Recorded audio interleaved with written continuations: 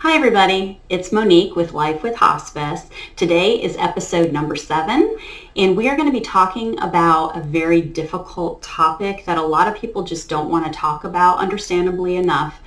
But it's very important to know what could happen to your loved one at the very end of life, because I feel that knowledge is power, and if you understand what is happening, then you can just concentrate on the emotional aspect of what's happening and not feel confused and scared because you have no clue of what is happening to your loved one. We are going to talk about the dying process today. It's a very personal journey that everyone's going to go through at some point in their life. Just like everybody's birth is different, so is their death. And it's very specific to each person, but there are similarities that a lot of people have at the end of life. If you don't know me and you haven't seen any of my videos up till now, my name is Monique York. I'm a wife, a mother, and a hospice nurse. I've been a hospice nurse for 6 years, and during my time as a hospice nurse, I've gathered a lot of information of what families are struggling with and information that they need just to get them through this really, really rough time in their life. I release videos every other week to give education to hospice families about hospice and to give education to families that are thinking about hospice. So if this information is valuable to you, hit the subscribe button and you'll be able to get my videos every other week. And if you have any questions, comments, anything about hospice, some subject matter that you've been wanting to know about, please make a comment down below in the comment section and I will read those and answer any questions that you may have. So we're going to go through some of the symptoms that people have at the end of life, including one that I'm going to leave until the end because I'm going to spend a little bit more time on that one because it causes a lot of confusion for families. We're going to discuss 7 symptoms today, with the first one being congestion of the lungs. This is a very difficult symptom for families to hear. If anybody's ever heard this, you will never forget what it sounds like. Back in the day, a long time ago, people used to call it the death rattle because of the way that it sounded.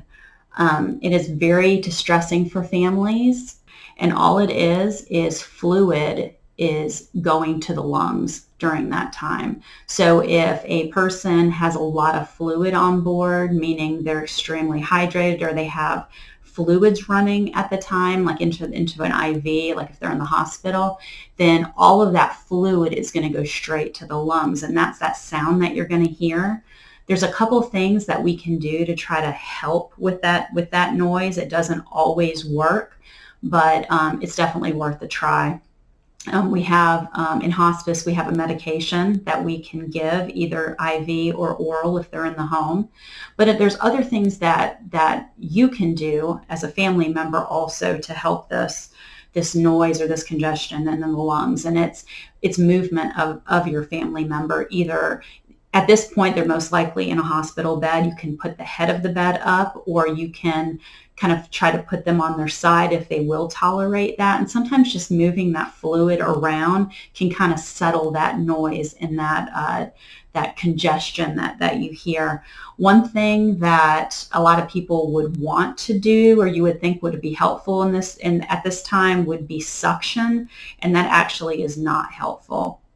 It actually can be harmful and could cause it to get worse, just the irritation of putting something down in there trying to suck all that stuff out. So that's definitely not, if you were just putting it in just to get the congestion in the top of the throat, then that may be okay, but going down in is definitely not what to do in this situation. Mottling is the second symptom that we're going to discuss. Mottling is something that there's different degrees with different people. I've seen people model substantially, meaning their whole body was modeled, and I've seen people that just a little bit of color change at the bottom of the toes. What modeling is it's an issue with circulation, which as time goes on in the dying process, circulation starts to shut down, and what it looks like is it could be like a little purplish color. It can be a spider web kind of kind of pattern on the skin or blotchy looking, it usually starts in the extremities. Like it'll start at the toes and the fingers and kind of work their way in. And what it actually is the body is pulling all of the blood to the core, like to the core of the body and the brain. And it's pulling it away from their extremities. So that's why a lot of times the hands and feet will start to get cold and pale at that time. But you'll see that kind of spiderwebby blotchy, and that all has to do with the blood being pulled away from the extremities with, there's just the circulation's just not there to keep those tissues alive anymore. So that is mottling. The third thing we're going to talk about is terminal fever. That is something that you'll see with a lot of people near the end of life. They can have lower grade fevers, 101, 102, or you could have 105, 106. That is something that is to not be surprised about. And what that is your brainstem in the back of your head is what is regulating your temperature on a normal basis. Well, during this time, your brainstem's no longer working, your body systems are starting to shut down, and you're not able to regulate your own temperature anymore. So what usually happens during that time is your temperature starts to rise. As that does happen, there are some things that as a family member that you can do. You can put a cold compress. I wouldn't go for putting ice on someone. That could cause them distress, and we definitely want to keep that from happening as much as possible. A Tylenol suppository could be tried. Due to the fact that it is the brainstem that is not working at this time, Tylenol may or may not work. Sometimes it works a little bit and brings it down just, you could go from a 105 to a 102, and definitely that would help that person be more comfortable. And probably that achiness that maybe somebody would feel during a fever, you would take care of that with the Tylenol suppository. If moving a patient to put in a suppository would cause stress on that patient or on your family member, then maybe, you kind of have to weigh the pros and cons of putting in a suppository into your loved one to see if that is the best route to go for him or her. Symptom number 4 that we're going to talk about is an increase in a glassy-eyed look, kind of looking through you. As a person transitions and starts moving into that process, they're almost not even, they can still hear at this point, but it's almost like they're probably getting ready to go to another dimension, and it's almost like they're almost going. In their mind, they look like they're looking through you. There are times where they kind of snap back, and if you were to say, squeeze my hand, they could squeeze your hand. But as time goes on, the chances of that happening become less and less. And it's almost like they're not even seeing you anymore, but do know that they can hear you. And when you're telling your loved one that you love them, they are hearing you say those things. So that is number 4. Number 5 is low urine output. This is something that happens to most people, but again, in different degrees. Sometimes people will urinate all the way until the end. We've had patients that will have a catheter in, and so we can actually see what is coming out. And as the days go on, it just gets less and less. Part of that is that people are not drinking anymore when they get to this point. They can no longer eat or drink. So their urine becomes a lot more concentrated and very much less. So, but this is all part of that process, and that is all normal. Apnea. Breathing really starts to change when somebody starts transitioning into the dying process. It will be kind of all over the place. 1 minute they'll be breathing kind of quickly, and then they'll go apneic, which means that they slow down completely, sometimes having breaks in breathing, 20 seconds, 30 seconds or more. This is all normal, so it's something to be expected. they will, again, all body systems are changing and they're kind of all over the place. So you'll be breathing fast, breathing slow, and then stop breathing. And then it'll just keep going. As time goes on and that person gets closer and closer to the end, the apneic spells will get longer and longer. Definitely do expect that. Hospice nurses are very helpful during this time, especially because when somebody is breathing super quickly, it is not comfortable for that person. So we can give them a medication to open up the airway and kind of help them get good breaths in. And because of that, then it kind of lowers their respiratory rate slightly to where they're more comfortable. They can get more effective breaths. So definitely, if your family member is going through that, definitely reach out to your hospice nurse. They can definitely help or help you be able to manage those symptoms. So, and then the last thing that I really want to talk about today is something that confuses families a lot. That's why I want to save it till the end. I actually want to share a story about this last symptom. This last symptom we're going to talk about is called a rally. We find this in hospice that it actually happens a lot. Not everybody has a rally, and some people will have a little bit of a rally, and then some will have an extensive rally. Most of them will kind of be in the middle, but I want to share a story of the most extensive rally that I have ever had in hospice. It happened a few years ago. I was driving to work, getting ready to go see a patient in the hospital who was on our hospice service.